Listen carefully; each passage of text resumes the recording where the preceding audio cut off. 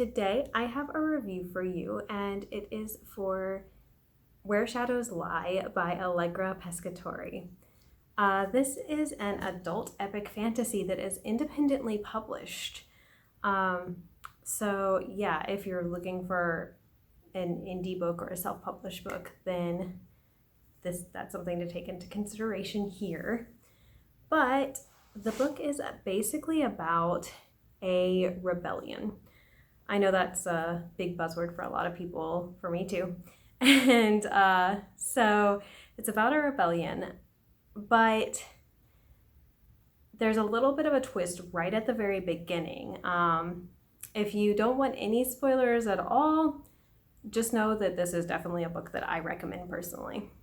But if you don't mind spoilers that are like in the basic summary or that are within the first few minutes of reading, I think this one is technically within the Audible sample. But basically, it starts out with a royal family, and the brother is helping with a rebellion against the king and queen. And by the brother, I mean the son. But at the very beginning, he fails and is killed. And this leaves his sister, who is one of our main characters, with a lot of feelings. And so this book is kind of exploring loyalties versus what is right, and exploring truths and what truths mean and different truths mean to different people.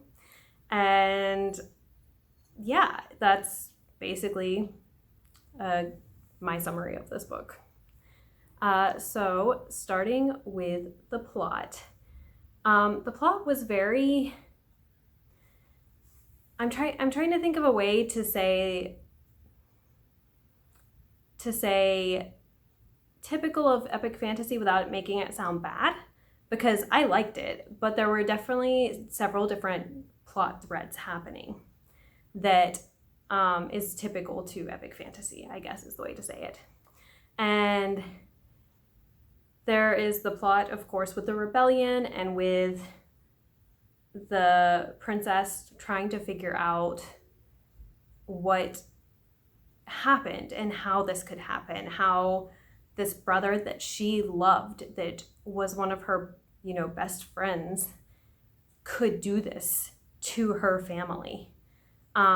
And then there is the plot of the rebellion. One of the rebellion leaders is also a protagonist, trying to subvert the current monarch and get in to lead this rebellion. And then there is also an additional plot kind of on the side that seems to have nothing to do with this. And it is about people who can do magic. I'll touch a little bit more on the magic systems and the world building, but basically it's about people who can do magic and somebody who appears to be sort of training them. And so basically the plot is just this interweaving and how these different characters interact or don't, just depending on how, they miss each other or hit each other, as it may be. And yes, so I personally really enjoyed this plot. I thought it was a lot of fun. There weren't any slow moments or lags, but at the same time, it didn't feel like it was all go, go, go. I probably could have used a little bit more time sitting with characters at times, but that was just a personal thing. I still think it was a really good plot. I really enjoyed it. Next up is the world building. This is definitely, even as I was reading, I was like, this is gonna be probably the hardest one for me to really describe and get into, just because it is an epic fantasy, so it is an epic scope. And as far as the magic system goes, from my understanding, there are two sort of different types of magic. There are people who are gifted, and from from my interpretation, this is almost like with the X-Men, where people get a gift and it is their one thing that they can do. Like, if someone has a gift where they can heal people, then they can heal people. And that's their thing. And they might just, especially at first, when they're first developing and getting their gift, which I believe they're generally born with, but before they really realize their gift, it could be something where they just like bump into someone and heal them by accident, and they're just healing all the people everywhere because they don't have control over it yet until they learn how to use it. And then there is a different type of magic, and I did not write down what it was called, but basically you can kind of use objects to draw on magic or to sort of channel it. And then you can use it for a lot more variety of things. And there is like training, or there used to be training. The main kingdom that we are in is very against magic and very anti-magic. And so you get to see bits and pieces of this magic, but you learn more and more as the plot goes on, because people aren't supposed to have magic. Like, it's kind of forbidden here. And but yeah, and I believe that there is a third type of magic that kind of goes beyond the first two, where they don't really need objects to channel, and they don't need that additional help, but at the same time it can be a lot more chaotic. But outside of that, the world building is very grand, epic. There are several different countries mentioned.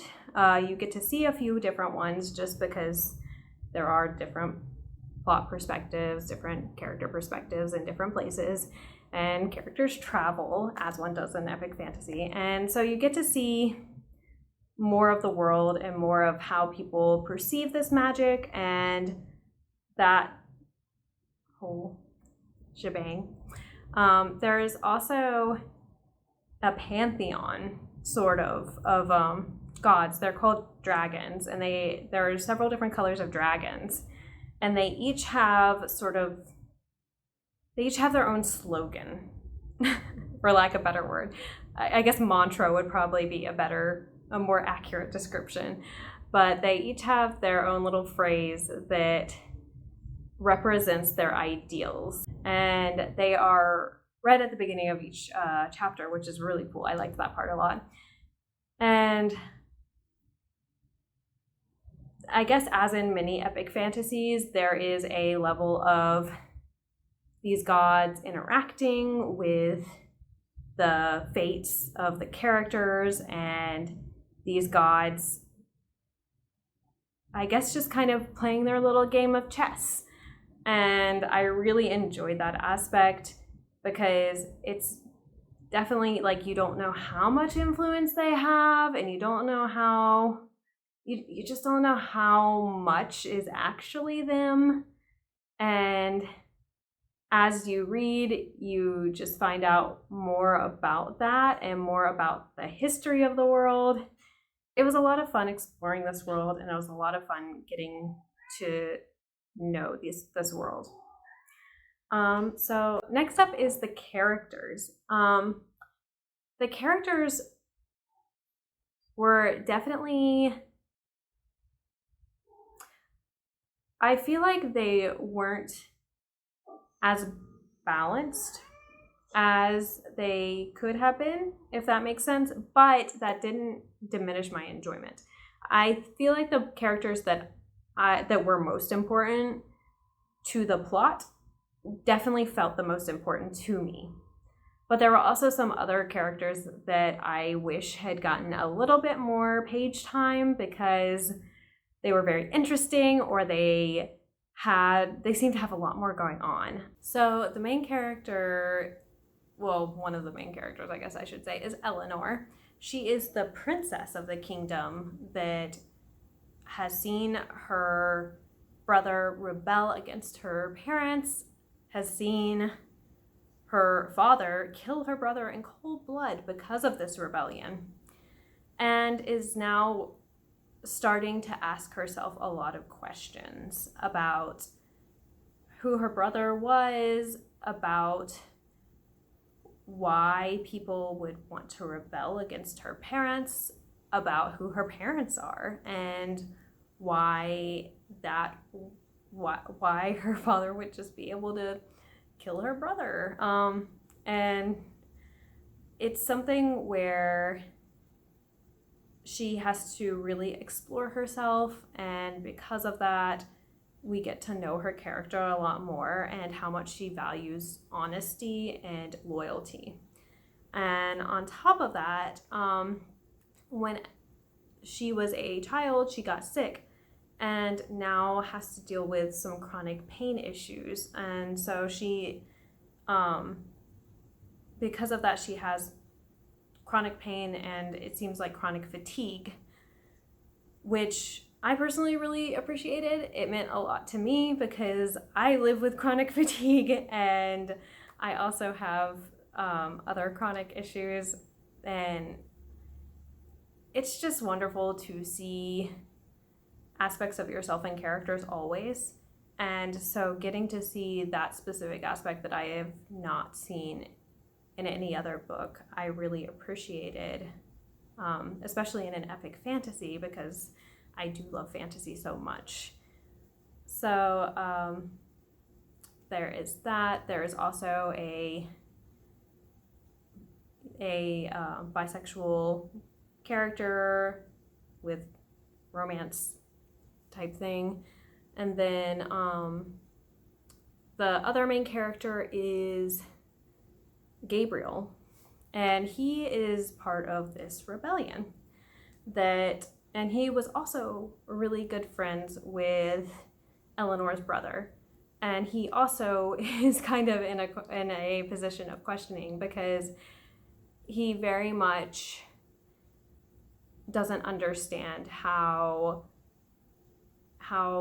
her brother could have valued her so much and believed in her so much when she isn't, outright 100% like bam on their side. And the fact that she's having to question and figure things out is very frustrating to him, because to him the rebellion seems obvious. This seems like the obvious moral choice here, and so you get a little bit of that conflict going on. And then he also has a bit of a moral issue himself of how does he treat this person that his friend loved so much, but he's supposed, he wants to rebel against this monarchy, and she's part of that. And so there's that. Let's see.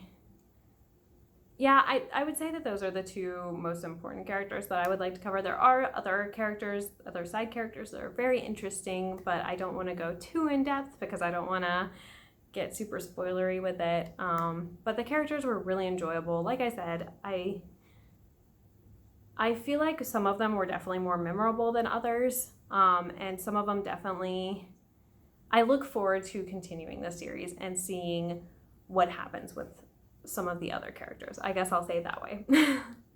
All right, so overall, I really enjoyed this book. I highly recommend it to anyone who loves epic fantasy, who is looking for illness or disability rep in their books, who's looking for, honestly, just a really good story with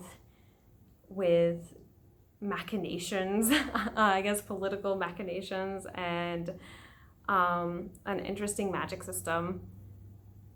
And I guess a little bit of a heads up, it is an adult book, so there are some adult scenes, there's some graphicness with some violence.